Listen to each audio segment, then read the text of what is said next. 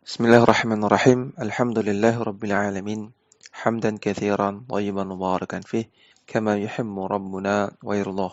Shalatu wassalam ala nabiyyina Muhammadin wa ala alihi wa sahbihi ajma'in. Amma ba'd. Para santri sekalian, rahimani wa rahimakumullah. Kembali kita lanjutkan membaca kitab Ta'liqatun ala Syarhi Sunnah lil Imam Al-Muzanni rahimahullahu taala, yang ditulis oleh Syekh Abdul Razak bin Abdul Muhsin Al-Abbad Al-Badr hafizahullahu ta'ala. Syekh Abdul Razak bin Abdul Muhsin Al-Abbad mengatakan, wal adzabu fil qabri ala naw'aini. Azab kubur ada dua macam. Yang pertama, adzabun daimun mustamirrun. Azab yang terus-menerus. Wa yakunu hadza lil kafiri. Azab yang seperti ini di dalam kubur terjadi kepada orang kafir. Kama qala Allahu jalla jalaluhu, sebagaimana firman Allah jalla jalaluhu, an-naru yu'raduna 'alaiha ghuduwwan wa 'ashiyya. Neraka itu diperlihatkan kepada Fir'aun dan pengikutnya setiap pagi dan sore hari. Surat Ghafir ayat 46. Yang dimaksud dengan setiap pagi dan sore hari ay bistimrarin, terus-menerus setiap hari sampai hari kiamat. Waliyadzubillah. Yang kedua, wa'adzabun munqati'un ala qadril ma'siyati. Azab kubur yang akan terputus, akan berhenti sesuai dengan kadar maksiat yang dilakukan. Wa hadza li usati ummati Muhammadin sallallahu alaihi wasallam. Dan azab kubur yang seperti ini akan terjadi kepada para ahli maksiat dari kalangan umat Nabi Muhammad sallallahu alaihi wasallam. Liqaulihi, berdasarkan sabda beliau sallallahu alaihi wasallam, innahuma la yu'adzabani wa ma yu'adzabani fi kabirin. Ketika Nabi melewati dua buah kuburan, maka Nabi katakan, wahai para sahabat, sesungguhnya dua penghuni kubur ini sekarang sedang diazab. Dan mereka berdua sedang diazab bukan karena perkara yang besar. Yaitu yang pertama karena dia tidak menjaga dirinya dari cipratan air kencing. Dan yang kedua karena dia melakukan namimah, mengadu domba sesama muslim. Hadis ini sahih riwayat Bukhari Muslim. Ai annahuma la yu'adzabani fi amrin yashuqqu tarkuhu. Maksudnya, mereka berdua tidak diazab karena perkara yang sulit untuk ditinggalkan. Jadi bukan berarti perbuatan yang mereka lakukan itu dosa kecil, bukan. Perkataan wa ma yu'adzabani fi kabirin, mereka tidak diazab karena perkara besar. Bukan berarti ini perkara kecil. Bukan berarti dosa kecil. Namimah dosa besar. Tapi maksudnya wa ma yu'adzabani fi kabirin adalah mereka tidak diazab karena melakukan dosa yang sulit ditinggalkan. Artinya apa? Artinya dosa tersebut sebetulnya mudah untuk ditinggalkan. Bukan perkara berat untuk ditinggalkan. Tapi mereka tidak tinggalkan. Sehingga mereka diazab. Nah, maka dalam hadis ini, dua orang yang ada dalam kubur tersebut diazab sekadar maksiat yang dia lakukan. Karena azabnya dikaitkan dengan suatu maksiat. Yaitu tidak menjaga diri dari air kencing dan melakukan namimah. Artinya apa? Artinya andaikan azab yang dia terima di dalam kuburnya sudah cukup membalas maksiat yang dia lakukan, maka azabnya berhenti.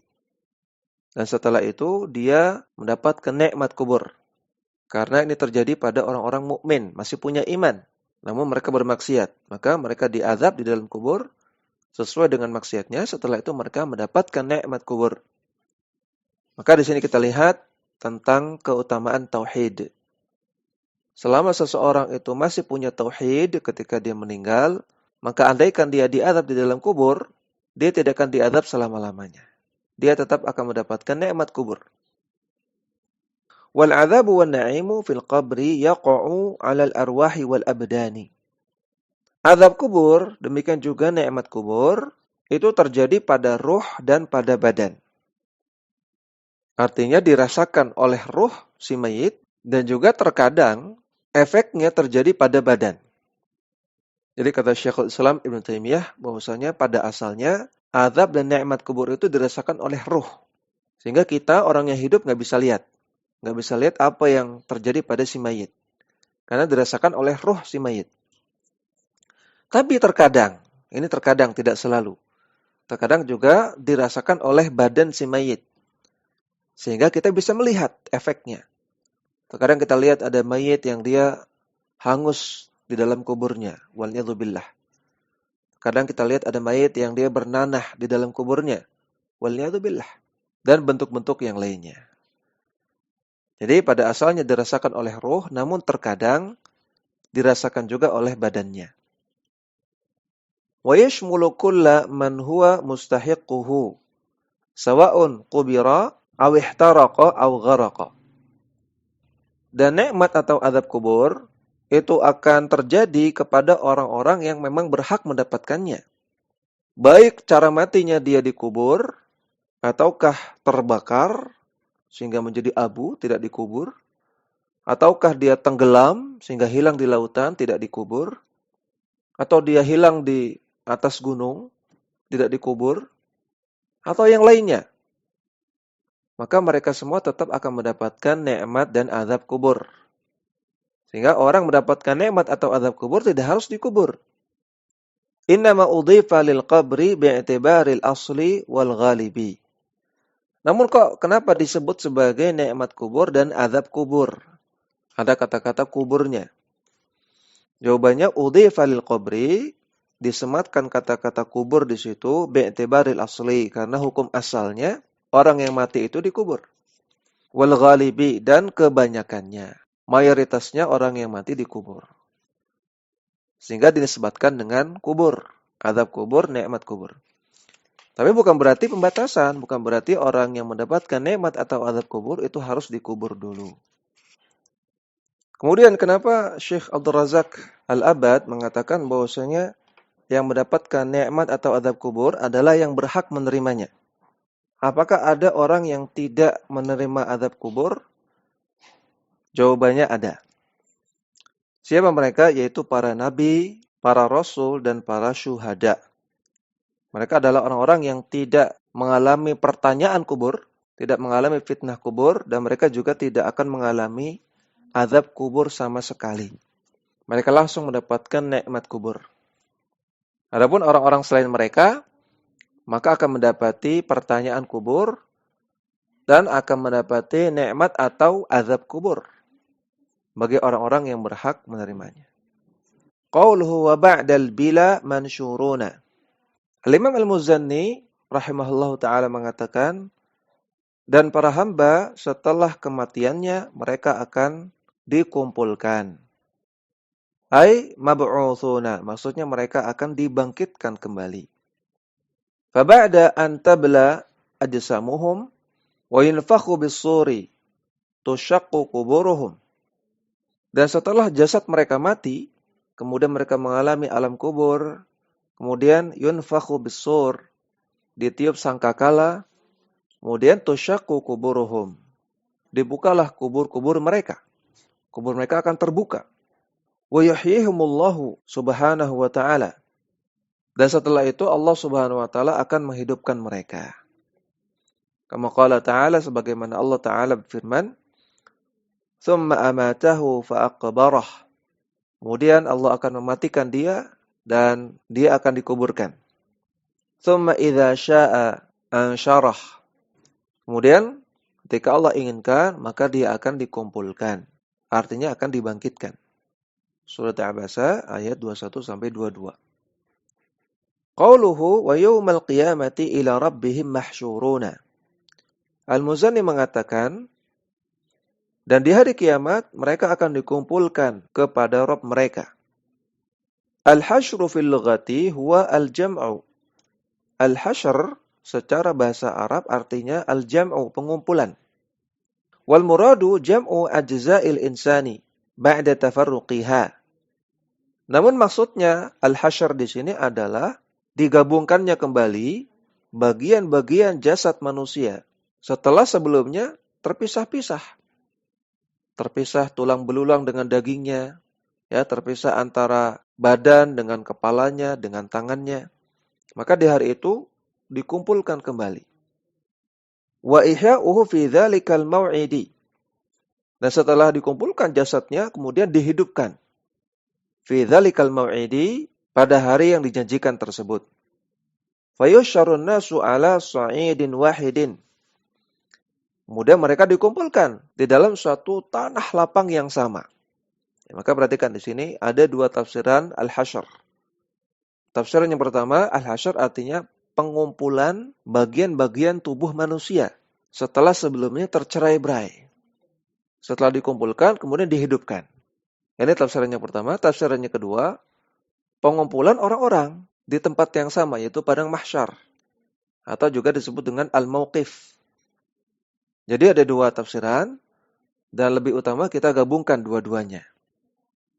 Artinya di Yaumul Hasyr, di hari kebangkitan, manusia dikumpulkan bagian-bagian tubuhnya sehingga bersatu kembali dan hidup kembali. Setelah itu mereka dikumpulkan di tanah yang sama di padang mahsyar. Hufatan uratan ghurlan. Dalam keadaan hufatan, tidak menggunakan alas kaki. Uratan, tidak menggunakan pakaian. Ghurlan, tidak berkhitan. Artinya belum disunat, belum dikhitan. Ini sebagaimana dalam hadis riwayat Muslim. Dan dalam keadaan itu mereka tidak akan sibuk mengurusi keadaan mereka yang demikian. Mereka tidak pakai pakaian, tapi tidak akan mengurusi itu. Karena perkara di hari itu jauh lebih meresahkan, menyibukkan, menakutkan daripada urusan melihat aurat orang lain. Wa tadnu minhum asy-syamsu hatta takuna bimiqdari milin. Dan ketika itu matahari akan mendekat kepada mereka sampai sedekat 1 mil. Wa yakunu nasu ala qadri a'malihim fil irqi. Dan ketika itu keadaan manusia itu berbeda-beda tergantung amalan mereka dalam masalah irq, dalam masalah keringat. Artinya apa? Karena matahari itu dekat, maka orang akan berkeringat. Nah, orang yang amalan maksiatnya banyak, maka dia akan banyak berkeringat sampai dia akan ditenggelamkan oleh keringatnya. Adapun orang yang maksiatnya sedikit, amal solehnya banyak, dia akan mendapatkan naungan, akan mendapatkan teduhan, sehingga tidak kepanasan. Illa man asamallahu. Mereka akan tenggelam dengan keringatnya, kecuali orang-orang yang Allah lindungi. Kasab'atil ladzina yudhilluhumullahu bidhillihi yawma dhilla illa dhilluhu. Seperti 7 orang yang Allah berikan naungan dengan naungan Allah Subhanahu wa taala, di mana di hari itu tidak ada naungan kecuali naungan Allah. Itu pertama, pemimpin yang adil. Yang kedua, pemuda atau pemudi yang tumbuh dalam ketaatan, dalam ibadah kepada Allah. Artinya orang yang melakukan ketaatannya sejak muda sampai tuanya. Yang ketiga, orang yang hatinya bergantung kepada masjid. Hatinya terpaut kepada masjid. Yang keempat, orang yang saling mencintai, yang mereka bertemu dan berpisah karena Allah. Yang kelima, orang yang tidak jadi melakukan zina karena takut kepada Allah. Yang keenam, orang yang bersedekah dengan ikhlas, tidak riya. Yang ketujuh, orang yang berzikir kepada Allah sampai air matanya berlinang. Yang disebutkan di dalam hadis riwayat Bukhari Muslim. Walan yafuta hadzal mauqifa al-'azima ahadun. Dan tidak ada satu orang pun yang terluput dari mauqif yang luar biasa ini. Dari tempat yang luar biasa ini. Artinya semua orang tanpa terkecuali pasti akan mengalami peristiwa di padang mahsyar ini.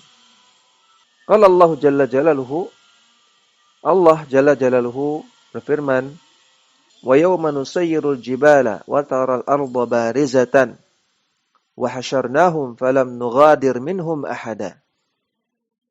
Dan ingatlah pada hari ketika kami perjalankan gunung-gunung, dan engkau akan melihat bumi itu akan menjadi rata karena hancur.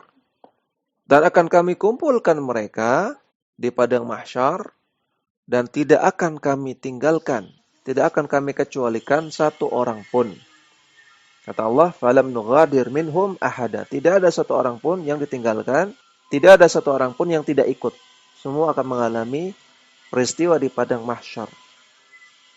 Surat Al-Kahfi ayat 47.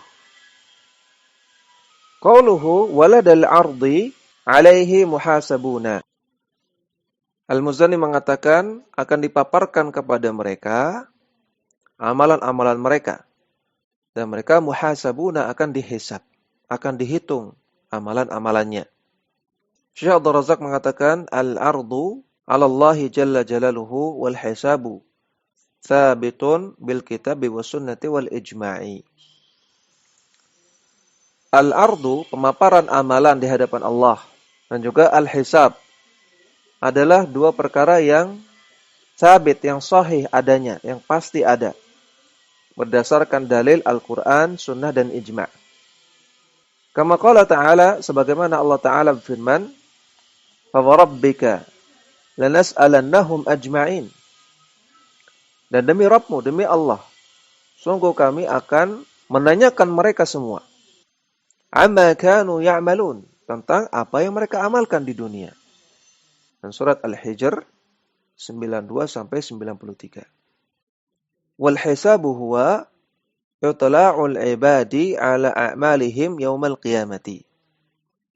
Dan hisab itu artinya adalah diperlihatkannya para hamba tentang amalan-amalan mereka di hari kiamat.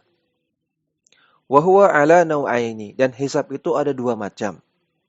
Yang pertama adalah al-ardu. Perhatikan ya, beda dengan al-ardu. Kalau al-ardu dengan hamzah artinya bumi. Kalau ini al-ardu, pakai ain, yang secara bahasa artinya pemaparan. Namun di sini al-ardu adalah bi ayyakhluwa ar-rabbu bi 'abdihi al-mu'mini fa yuqarriruhu bi dhunubihi hatta yuqirra wa ya'tarifa. Allah Subhanahu wa taala membiarkan hambanya yang beriman. Artinya apa? Artinya tidak dipertanyakan dan tidak dihukum. Dia tidak akan ditanya, kenapa fulan kamu melakukan ini? Kenapa kamu sudah diberikan nikmat tapi digunakan untuk maksiat? Kenapa ilmu yang kamu miliki tidak diamalkan? Kamu pada hari ini, di tempat ini, jam sekian, melakukan ini. Kenapa demikian? Tidak dipertanyakan demikian. Tapi hanya dipaparkan, ini amalan kamu. Ya, kemudian apakah kamu akui semua? Wa yuqarriruhu bidhunubihi hatta yuqirra wa ya'tarifa. Kemudian dia akui dosa-dosanya dan dia menetapkannya dan dia mengakuinya. Dan setelah itu dia langsung dimasukkan ke surga. Jadi hanya dipaparkan, kemudian diakui, kemudian dimasukkan ke surga. Tidak ada tanya jawab dan tidak mampir ke neraka. Inilah yang dimaksud dengan hisaban yasira. Di dalam surat Al-Insyiqaq ayat ke-8. Allah Ta'ala berfirman, فَسَوْفَ يُحَاسَبُ حِسَابًا يَسِيرًا. Orang-orang yang demikian, mereka akan dihisab dengan hisaban yasira. Yaitu maksudnya adalah al-ardu. Dipaparkan amalannya, diakui, kemudian langsung masuk surga. Semoga kita semua termasuk orang-orang yang Allah mudahkan untuk mendapatkan al-ardu. Amin ya rabbal alamin. Nah, kemudian hisab yang kedua adalah al-munaqashatu. Munaqashah. Munaqashah secara bahasa artinya tanya jawab. Namun di sini maksudnya adalah bi an yusailahu Allahu subhanahu wa ta'ala fi dhunubihi. Allah Subhanahu wa taala mempertanyakan hamba tersebut tentang dosa-dosanya. Artinya ada tanya jawab seperti tadi. Ya fulan, kenapa kamu melakukan ini? Ya fulan, kamu pada hari ini, pada jam sekian, pada tempat ini melakukan itu. Kenapa? Kenapa ilmu yang sudah engkau miliki tidak diamalkan? Kenapa kamu biarkan istrimu tidak pakai jilbab? Kenapa kamu biarkan anakmu tidak sholat dan seterusnya? Ada tanya jawab. Dan Nabi SAW bersabda, "Faman nuqisha al-hisabu udhiba." Siapa yang akan mengalami tanya jawab dalam hisab, maka dia pasti akan diazab. Hadis sahih riwayat Bukhari Muslim. Nah, maka siapa yang hisabnya model kedua, yaitu munaqashah, ada tanya jawab, itu pasti akan mampir ke neraka dulu. Pasti. Nabi katakan siapa yang mengalami munaqashah, tanya jawab dalam hisabnya, maka dia akan diazab. Waliyadzubillah. Wa minan nasi man yadkhulul jannata bila hisabin wala adzabin. Dan ada manusia yang mereka akan masuk surga tanpa hisab. Tanpa hisab di sini artinya hisabnya model pertama, yaitu al-ardu. Dan juga tanpa azab. Artinya tidak mampir ke neraka dulu, langsung masuk surga. Kama shahha dzalika 'anin Nabi sallallahu alaihi wasallam, sebagaimana ini disebutkan di dalam hadis yang sahih dari Nabi sallallahu alaihi wasallam. Hadisnya sahih riwayat Bukhari Muslim. Wa ammal kufaru fala yuhasabuna muhasabata man tuzanu hasanatuhu wa sayyi'atuhu. Adapun orang-orang kafir, mereka tidak akan dihisab dengan model hisab berupa penimbangan amalan. Amalan baik dan amalan buruk. Li'annahum la hasanati lahum. Karena mereka tidak punya kebaikan sama sekali. Orang-orang kafir yang mati di atas kekufuran atau mati di atas syirik akbar, maka semua amalan-amalan kebaikannya tertolak, tidak diterima sama sekali. Maka mereka tidak punya amalan kebaikan sama sekali. Inilah bahayanya kekufuran dan kesyirikan. Namun bukan berarti orang kafir tidak dihisab. Mereka dihisab, namun tidak dihisab dengan model penimbangan. Kalau orang yang masih punya iman, dia akan dihisab dengan ditimbang. Mana amalan baiknya, seberapa amalan baiknya, seberapa amalan buruknya. Tapi kalau orang-orang kafir, kata beliau di sini, walakin tu'addu alaihim a'maluhum. Namun orang-orang kafir, amalan-amalan mereka dihitung, wa yuqarriruna biha, dan mereka akan mengakuinya, wa yujzauna 'alaiha, dan langsung dibalas dengan azab. Sebagaimana dalam hadis riwayat Muslim. Jadi ini lawannya dari al-ardu. Kalau al-ardu mereka dipaparkan amal-amal mereka, kemudian mereka akui, kemudian mereka masuk surga. Kalau orang kafir dipaparkan kepada mereka amalan-amalan mereka, kemudian mereka akui, kemudian mereka langsung masuk neraka. Waliyadzubillah. Kemudian qauluhu, Al-Muzanni mengatakan bihadratil mawazini. Mereka akan dihisab dengan dihadirkan kepada mereka timbangan-timbangan. Dzakara al-musannifu rahimahullahu al-mizana alladzi yunsabu yaumil qiyamati. Di sini Al-Muzanni menyebutkan tentang mizan yang nanti akan ditegakkan, akan dipasang di hari kiamat. Jadi setelah hisab itu mizan. Dan ini dua peristiwa yang berbeda.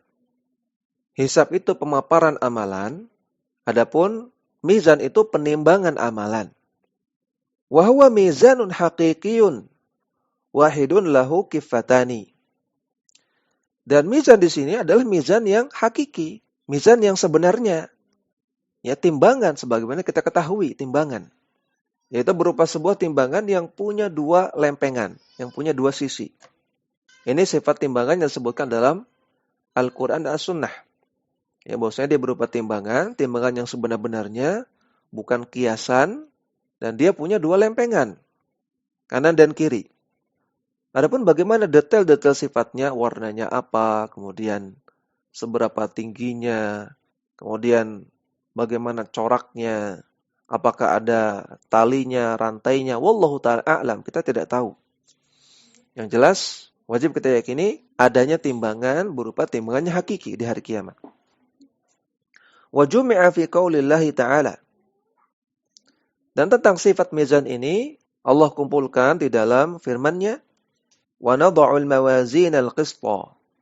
Dan kami akan tegakkan timbangan-timbangan keadilan. Liyaumil qiyamati, di hari kiamat. Fala tudlamu nafsun syai'a. Maka tidak ada satu jiwa pun yang akan dizalimi di hari itu. Surat Al-Anbiya ayat 47.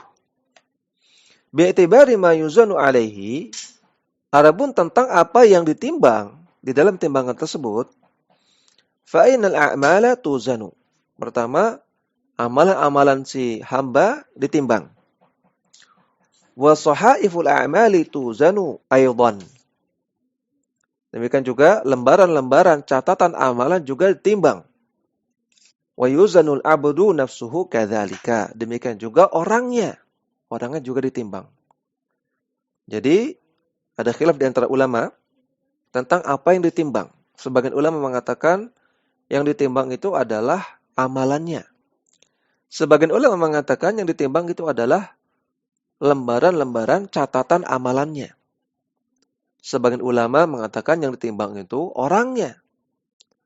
Maka yang lebih rajih adalah kita katakan yang ditimbang adalah semuanya. Amalannya, catatan amalannya, dan juga orang yang ditimbang.